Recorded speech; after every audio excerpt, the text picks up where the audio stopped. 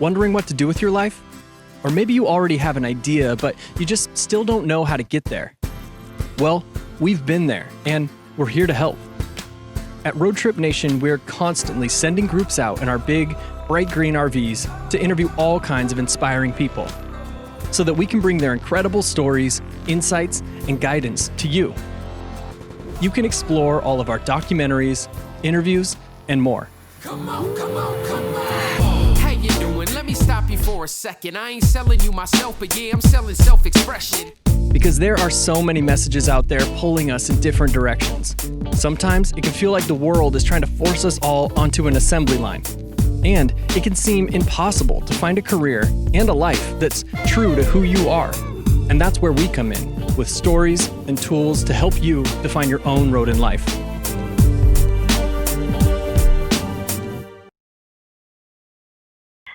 Welcome everybody to Transformational Opportunities with Roadtrip Nation. Hopefully some of you remember us or recognize us even without our big green RV parked outside, although we do have a cameo that you'll be seeing a little bit later. This is our 6th year at ASU-GSB, and we're so happy to be back, even though we wish we could be there in person. I'm Pham, the event specialist at Roadtrip Nation, and I'm gonna help moderate today. We have a lot to talk about, so I'm here to make sure we get to everything on time. So today we're gonna talk about 2 of our recent initiatives, the Opportunity Youth Road Trip and the California Community College Road Trip. Both of these road trips explored some of the alternative pathways that young adults are taking to gain skills and education at a time when traditional 4-year schools feel out of reach for so many. I'm really excited that we'll be hearing from some of those young adults a little later because we believe it's so important to be amplifying these youth voices, especially right now. So first up, we're going to take a look at the Opportunity Youth Road Trip, which followed 3 people who were all participants or recent graduates of a workforce development program. Road trippers Yasmin, Tahim, and Denise all found ways to gain new skills through workforce development programs like Year Up, the Chicago Cook Workforce Partnership, and Prescolis. But they wanted to see what else was possible for their futures. So they hit the road, pre-COVID of course, to travel around the country and to talk to all kinds of workforce development alumni who found fulfilling work. So let's take a look at how their journey unfolded. Here is a trailer for To Be Determined. As a kid, jumping around from shelter to shelter, I would go through like these bouts of depression. Growing up, my neighborhood wasn't the safest. It's a lot of crime that goes on. It's a lot of drug addicts and a lot of drug dealers. I work 2 full-time jobs, 80 hours a week, and I don't want to be stuck in that cycle just so I can help out with the rent and pay the bills. I don't want to feel like I have to move out of my community because I can't succeed in my community. I'll be going on an RV with 2 strangers. Oh my gosh! Cross country. On a road trip for 3 weeks. Interviewing people who started off with similar backgrounds like myself. Wow, oh. And they're gonna show us what they did to actually pull them through. That was... I get a chance to ask some difficult questions, some things that I may be struggling with. To actually see somebody that came from a situation similar to myself. Instead of going to drugs, instead of turning to other things, he used that energy and put it towards something else. Being a Latina in the finance industry, it's kind of like, if she can do it, then I can do it. A lot of places I worked in IT, I'm usually the only person of color. To see where he's at, man, it just feels great. If you can't fly, run. If you can't run, walk. If you can't walk, crawl. Whatever you do, don't stop. You came to us as planes with the engines and the wings intact, but every plane needs a runway to take off. All we do is provide opportunity. You do the changing. Sometimes that's all you need is just the opportunity, somebody to invest in you and say, hey, I see something different in you. I was one of those opportunity youth that just needed an opportunity. I just needed a chance to change my projected outcome. Some of these interviews like echo in my mind before I go to sleep. Part of our responsibility is to help the employers understand that our communities are filled with untapped potential. You are representative of the communities you came from, and now through your example, people that have grown up in the same community see that they have options. The trip isn't even over and I already have a different outlook on life and ways I want to approach different situations. I can't wait to see what all the other interviews will be like. Y'all were not lying about it's gonna be a change from the city. Like, I want to come home with as much information as I can. I wanna see where else this road leads me. How else can I transform?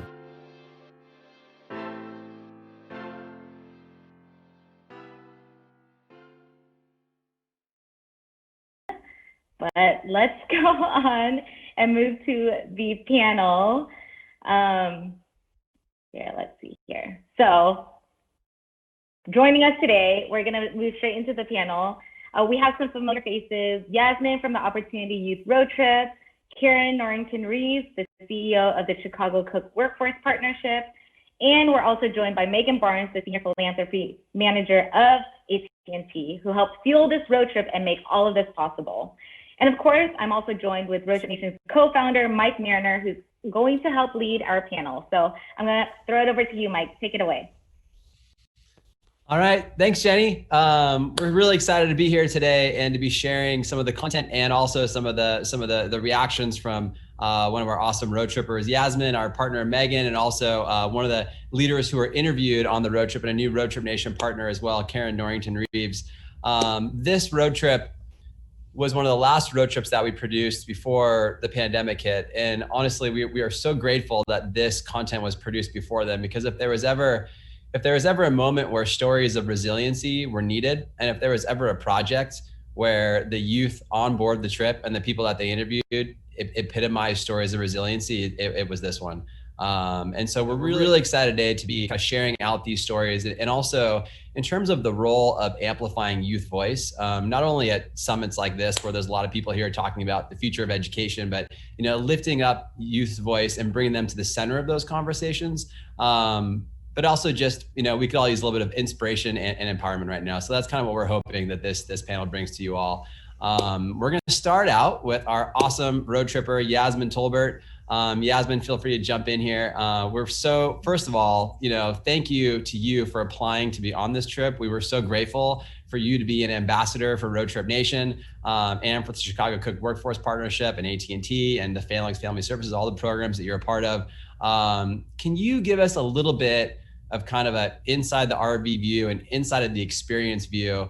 I know it seems like going on a road trip feels like, 10 years ago at this point. But can you kind of put us back on that trip and give you a sense of what that experience meant to you? What were some of the ways that it may have impacted you? Put us in Yasmin's shoes, when you were kind of on that trip and what you were learning and how you were growing. Yeah, so man, just going back to the road trip, it felt like I'm used to going on trips, but this one was different. I really felt like this one was going to be like the make or break of my life, because I wasn't going with friends that I knew. I wasn't going with family. It wasn't familiar faces. So it was definitely a leap of faith, and it definitely showed me how I can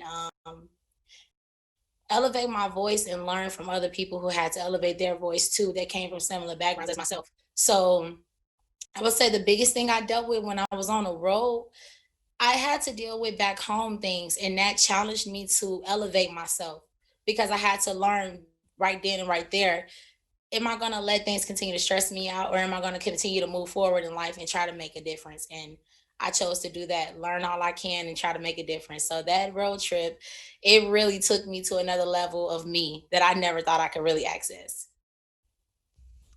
Can you tell me about some of the people that you interviewed along the way? If you made little kernels of wisdom that maybe hit you immediately or maybe hit you a little bit later? Yeah. So one person that really stuck out to me was Carroll. He has become a great friend of mine. And when I heard his story, before meeting someone, it's kind of like them without knowing them. So when I met him in person and I heard his story, I'm like, man, his story sounds so similar to mine. And then seeing and hearing his drive and feeling his energy and his, just charismaticness and open armness, it just made me really think about everything he said. He had came from a very tough background, and pretty much he was challenged to either sit and accept what life was giving him or stand up and challenge himself to make a difference. And he chose to stand up and make a difference and not just accept what he was giving himself. He challenged himself.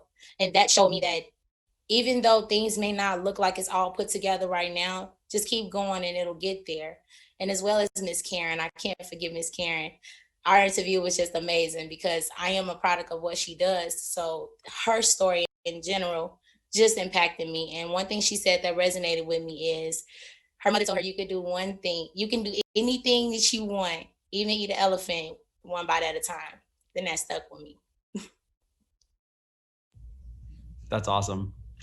And Karin, you know, kind of queuing over to you, like how was the experience from your side? I mean, we talk a lot about Roadtrip Nation about the power of storytelling, you know, from the youth, the learner's perspective in terms of like giving them hope and confidence and self-efficacy and their future. But how about from the interviewee side? Like, how was that? I mean, you are CEO of one of the largest workforce development boards in the nation. You have a busy schedule, and all of a sudden this green motorhome rolls up to your office, and Yasmin and the other road trippers roll out. Like, were you, tell us about kind of what the experience is like from your perspective. Well, first of all, it's too bad that this has to be virtual because the green RV is amazing. So I absolutely loved it. I loved getting on it and exploring it. But the most important part of that day for me was spending time with Yasmin, Denise, and Taheen. I didn't want to leave them. I knew I needed to get to the office and go, be busy, but it was just such a treat to spend time with them, to hear their journeys, to hear about their resilience, to your point earlier, Mike, and to just recognize that our young people just have so much potential and they are so incredibly valuable. And if we can just pour into them, they've already got an amazing foundation and well of strength and just beautiful spirit that we can really use to transform this world. And I don't say that in some high-minded way. I mean, I really mean that from the heart. So it was just a beautiful experience to meet them and to continue to be in touch with Yasmin. Meghan, a lot of AT&T's work is around, closing the opportunity gap and also amplifying youth voice. Can you talk a little about your point of view on this project and just your general work and, why you're doing this and whatnot? Absolutely. It's so great to see you, Yasmin, and you too, Karin. It feels like it's been many moons since we were all together in Chicago at the close of that road trip.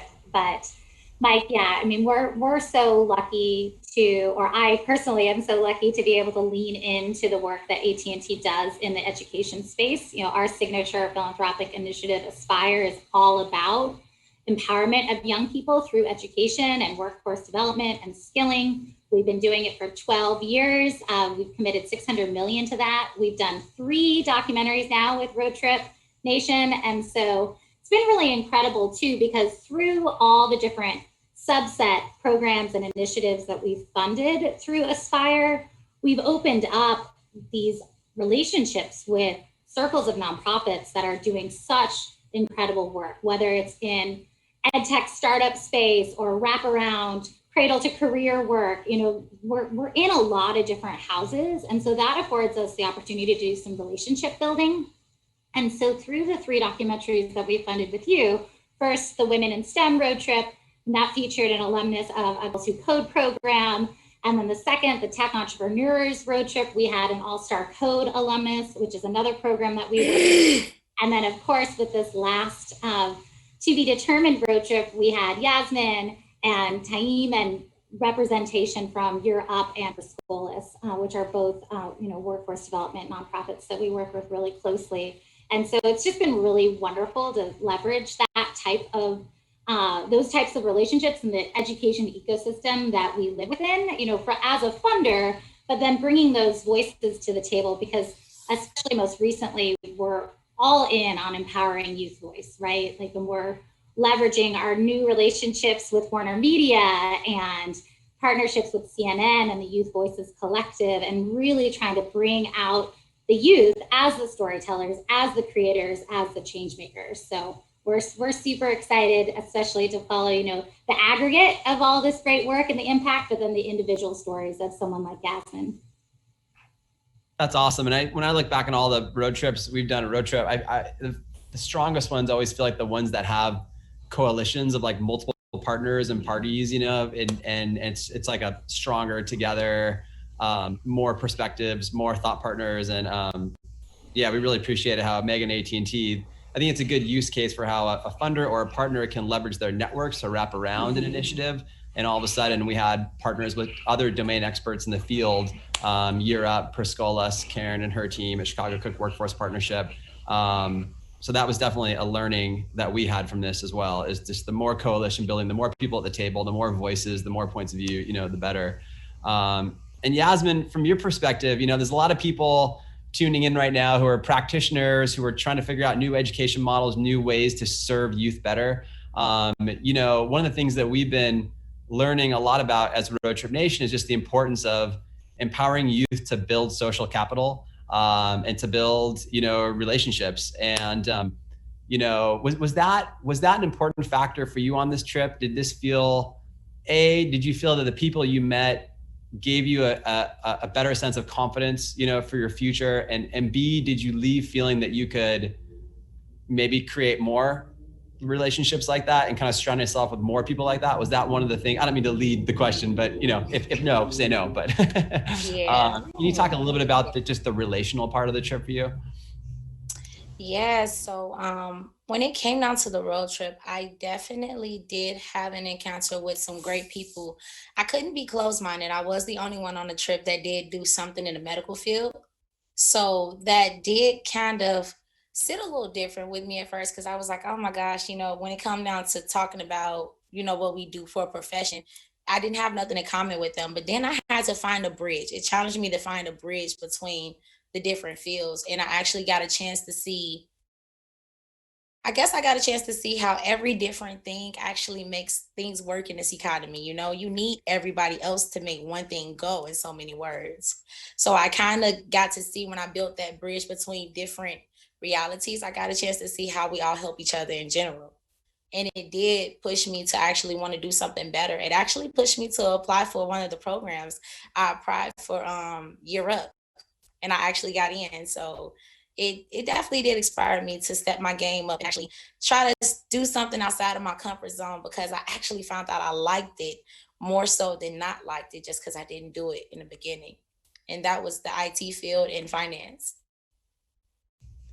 That's awesome. And congratulations on Europe. I didn't know that's new news. So congratulations. That's exciting. Yeah, I actually just got it. COVID had stopped a lot of stuff. So I actually just got back on track with it. And now I'm starting to keep the ball going. Nice. Just shout out to our friends at Europe. That's an amazing organization. And that was one of my personal favorite parts of this, was partnering with them, and for Priscolas, courtesy of Meghan and AT&T. But that's great news. That's awesome news. And Karin, over to you. One of the challenges of Roadtrip Nation, COVID has changed everything, and it's caused a lot of nonprofits to kind of be a forcing function, I think, in a healthy way, about like really stress testing their model. And one of the challenge of kind of the historical Roadtrip Nation model is that we can only put 3 youth in a motorhome. We do have 6, I'm at the office right here at our Roadtrip Nation, facility. We hasn't been open for a while, so I came in, I'm the only one here, but we have a parking lot of 6 motorhomes, and they're always out there collecting stories. Obviously per COVID, they're all in the parking lot. But since COVID, we've been really challenging ourselves to think differently about more ways to scale our impact and provide more ways that youth outside of the RV can build social capital and get more visibility to pathways for their future. And for those of you that don't know, we have a new partnership with Karin, the Chicago County Workforce Partnership, where we are now building a virtual workforce development hub for youth in the region. So we know we can't bring the RV to Chicago youth, but we can bring our content to them virtually. And we also have a project-based learning module that we're partnering with Meghan on as well, where students can actually build virtual road trip projects. And it's open access, it's free. So if anyone in the audience is interested in helping youth build social capital, and do so in a free and accessible way, this is a major push for Roadtrip Nation right now. But Karin, would you mind talking a little bit about the partnership and why this is important for Chicago right now, and how you guys are leaning into this? Thanks, Mike. This project was so important to us. I mean, first of all, we had obviously just developed a great rapport through our work with your traditional Roadtrip Nation and the trip that Yasmin took. But the other piece for us was to adapt this tool that you all had spent time developing and really regionalize it. So as you see here, these modules are focused on the local service delivery. And what we realized in our discussions with you is that while we serve Opportunity Youth, we had never developed a portal that was exclusively for our young people. So here what you're seeing is the virtual day in the life. So we know that we can't go out and do job shadowing, which we would normally encourage. And so we're able to do that through this platform, through your team. And this is aligned for our local region. What you're seeing are the high growth, high demand sectors within the Chicago and Cook County region. So we basically were able to add in our content, but built rooted in the content that you had already developed. So, for example, we have a construction, a skilled trades portfolio, and you had already done a documentary called Skill Power, and so we're able to feature that. And here, what people are seeing now is towards the bottom of that landing page is the focus on informational interviewing and that work-based learning curriculum that can be facilitated by a career coach, by a counselor, by a guidance counselor, by a teacher, but all focused on how do we help young people build their social capital? How do we help them understand career exploration in a really tangible way? And we are just incredibly excited about this tool. We've rolled it out to all of our community-based organizations within our network. We have actually worked with all of our youth-facing organizations as well, and we're lifting it up everywhere we can. And what I hear from people, the first thing they say is, oh, it's gorgeous, it's beautiful, it's a gorgeous site. But then they delve deeper and look at the content, and the content is rich because of our partnership with you. And I'm really excited to be able to use this tool, particularly as our young people have limited access to go out and do some of the hands-on experiential exploring that we would like to see happen. So it's very nice for them to be able to go to this and actually job shadow, but without ever having to leave their home. Mm-hmm. So thank you for the partnership. Oh, I was just about to say thank you. Anyways, I know we're wrapping up here, but I just want to end by saying, just thank you to the three of you so much. First to Yasmin, just for, responding to that crazy email you got to maybe apply to hit the road on, some trip that you probably didn't know what was going on, but we just appreciate you, taking a chance and taking the initiative of applying for this. You've been an incredible ambassador for Roadtrip Nation and for everything that you believe in. And Karin, thank you for all of your work and for pushing on us and making us a better nonprofit and through our programs and everything else. And then Meghan, as always, we just so appreciate you putting the fuel in our tank and letting us, do what we do.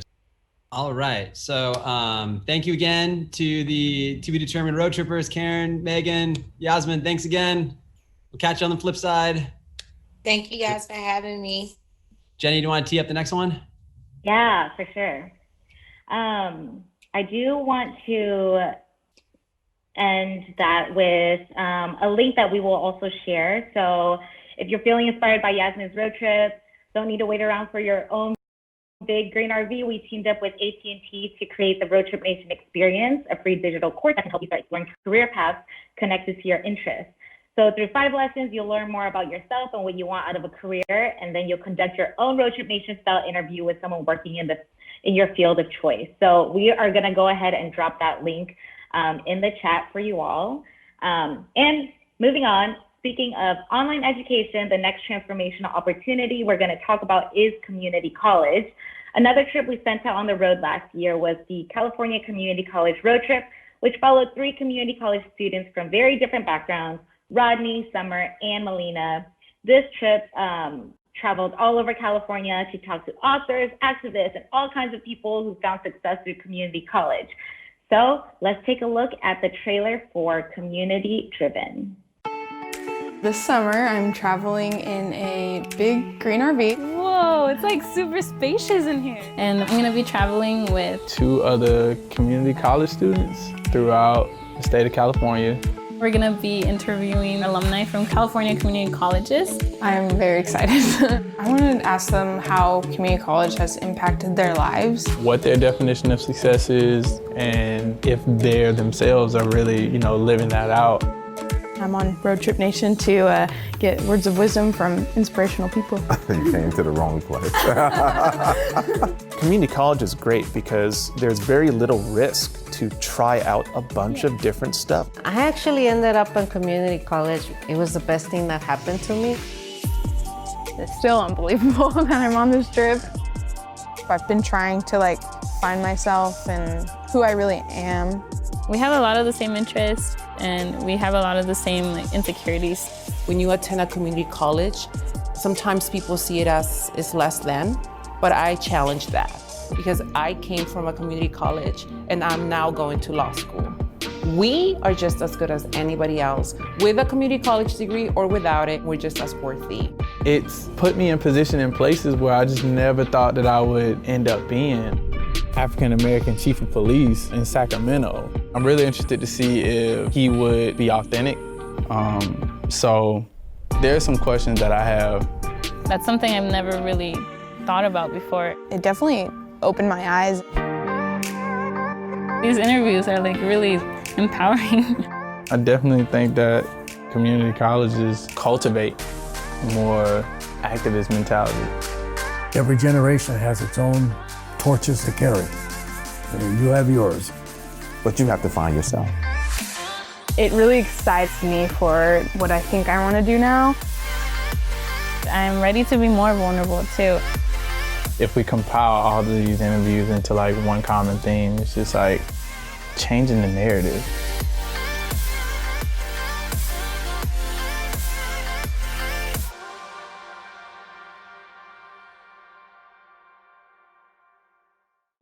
All right. We're really excited to have community-driven road tripper Rodney joining us today to talk about that experience. And along with Rodney, we have a very special guest, Marty Alvarado, Executive Vice Chancellor for Educational Services at the California Community College's Chancellor's Office. The Chancellor's Office made this road trip possible, so we're really excited to have Marty joining us today. And of course, we're still joined by Roadtrip Nation's co-founder, Mike Marriner, here to kick off the conversation. Take it away, Mike.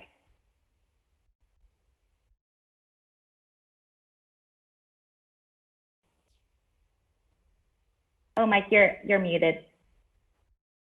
Aha. I always wonder if there's a word bubble of the most used phrases of 2020, you are muted will be at least in the top 5. All right, so Rodney, Marty, thank you guys for joining. We're really excited to have you here today.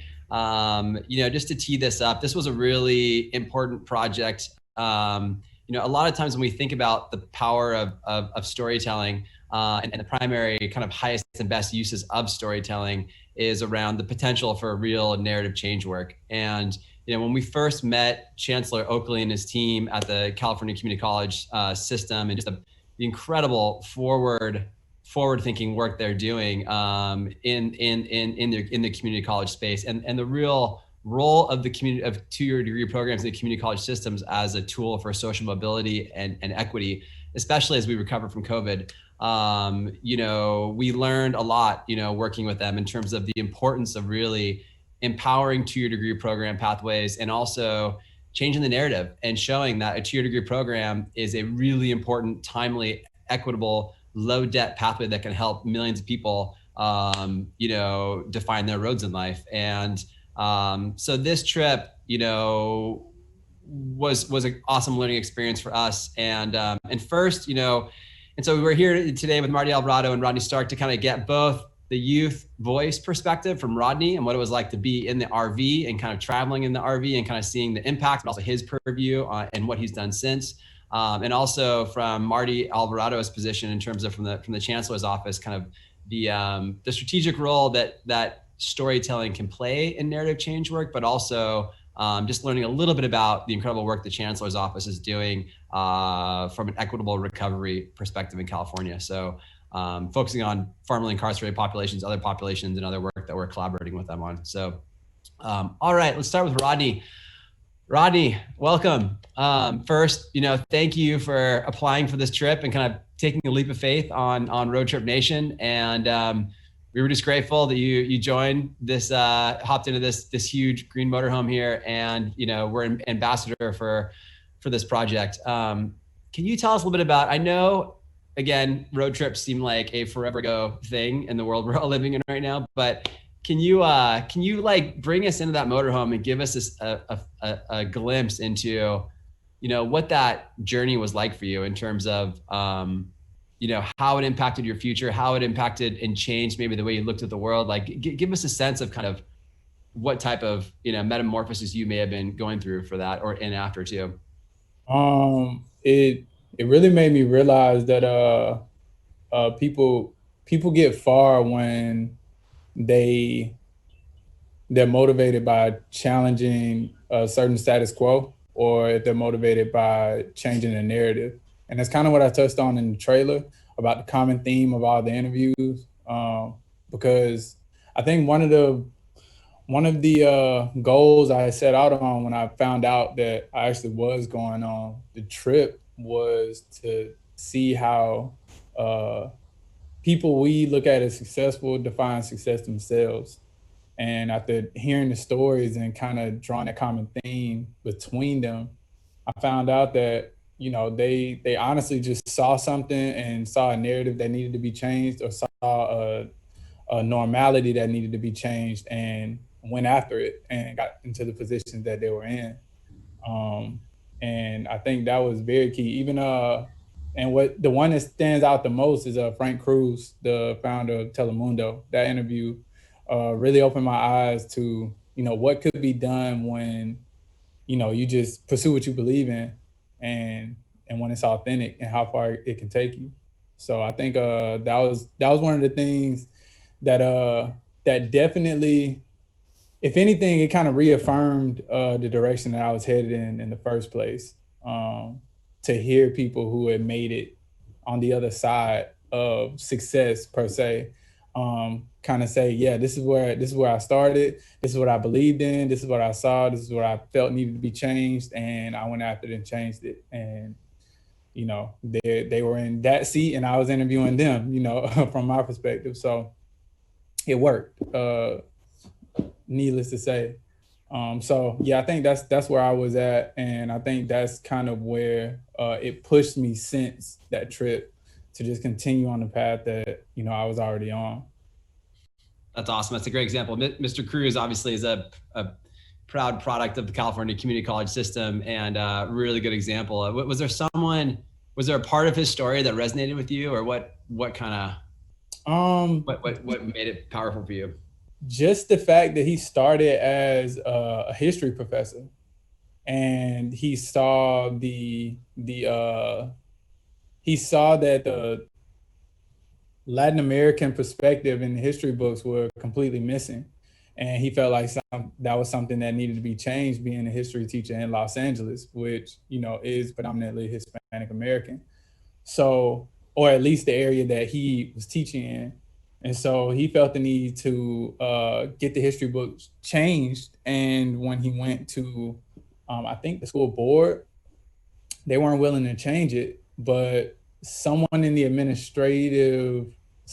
administrative position at the school actually worked with him to write a completely separate history book, only detailing the Hispanic American perspective from the migrations, the history, all the way back to the Inca and the Aztecs, and presented that in his class as like extra credit. And from that got the attention of the local news station, who wanted to cover him doing that and wanted to hire him on as a reporter, just from the level of integrity that came with his, in a sense, reporting on history and bringing that about. And so he got a job at a news station and progressed from there to being a manager, to all the way to founding his own network. So I think that was that really resonated with me, just a seed of belief, and what it could sprout into. That's awesome. And Marty, over to you. So can you, and just for context, Roadtrip Nation partners with the California Community College System, and we showcase our content in 64 of all of the California Community College systems currently. So through regional place-based hubs. And Marty, can you talk a little bit about just kind of the importance of narrative change work especially for the California community college system, and just kind of the role the chancellor's office is trying to play in that? Absolutely. I think stories like the ones we heard on this Road Trip Nation, stories like Rodney's perspective around what it means to experience, others' journeys is incredibly critical to understanding the value and asset that community colleges are within the community and for the state. So at the California community colleges, we serve over 2 million students across the state. Many of our students are not necessarily first-time high school graduates. There is a range of individuals who come to our colleges looking for first-time education. Returning education, of course, continues to grow in sophistication and technology. The role of ongoing continuing education is more and more critical, particularly as we think about equitable recovery. And so I think things like this Road Trip Nation and the work that we are trying to do across our community colleges is really critical to helping shift the narrative from a lesser than, as you heard in some of the narratives, folks sort of pointing out that stereotype of community colleges, to actually this is a place of opportunity. Community colleges provide opportunity, expansive, robust opportunity from serving refugee students who are coming to learn English and acclimate to their new communities, to currently and formerly incarcerated students, to returning veterans, to first-time college graduates who don't have the resources and or want to spend some time exploring and joining student body leadership. There is just a range of opportunity in career technical education. We partner with workforce development boards and local employers and have really robust learning labs, automotive, welding, construction, medical, 30 some odd career technical programs across single institutions. So there's just a really robust wealth of resources at the community colleges that students can avail themselves of, and a network of faculty and professionals and alumni who can provide access and resources to our college students. I think the other thing that I'll just point out on this is equity is at the core of our mission. We are an open access institution system. As our chancellor likes to note, we take the top 100% of all applicants. We were not designed to keep people out, and we were not designed to create unnecessary competition across our potential students. We're actually focused on how do we ensure that they are learning, that they have access to opportunities, and to do that more systemically, so that way it's not a matter of chance if I get selected to be in the green RV, but more consistent experiences for our students. So that's the work today with the launch of the Vision for Success and Guided Pathways, is really trying to ensure that we are elevating student voice. We are approaching systemic transformation from an equity perspective, and making sure we get our story out, the student story, that they're a wealth of resource, they're a wealth of asset for our community and our state. That really came across as we worked with you all on your awesome team as a thought partner on designing the road trip and the storytelling narratives and all the pieces that we wanted to tease out from that. And we learned a lot from you all along those lines. And I think that culture of equity and social justice, it's just interesting how it permeates through your alumni, like Frank Cruz, as Rodney mentioned, but also Rodney as well. Rodney, I thought it was interesting how you mentioned, how Frank Cruz's story inspired you, especially that moment, where he went before the school board. Because can you tell us a little bit about your path kind of post road trip and what you've been interested in? Like you said, road trip seemed like it was years ago with everything that's just happened this year. But I think everyone was kind of called to re-examine their pathways, when the quarantine hit, and you kind of, are forced inward, to kind of like stay home and just re-examine either just school or where to go from here. And it just so happens that, we've seen all the social unrest going on. So I kind of just threw myself out into the mix because I felt like it was perfect timing. Like I had just finished up with school. I knew I had passed. I knew I was about to graduate. So I for the first time in a while, I had time on my hands and I had a bit of resources. And unfortunately, you know, the Ahmaud Arbery case that happened, and that was the initial spark to kind of set the tone of what my whole year looked like. And that happened 2 hours away from my hometown. So I went out there kind of on his behalf, like on his birthday celebration. There was, you know, a demonstration out there, kind of like a gathering, not exactly a protest. But as we all know, a few days after that, the George Floyd incident had happened.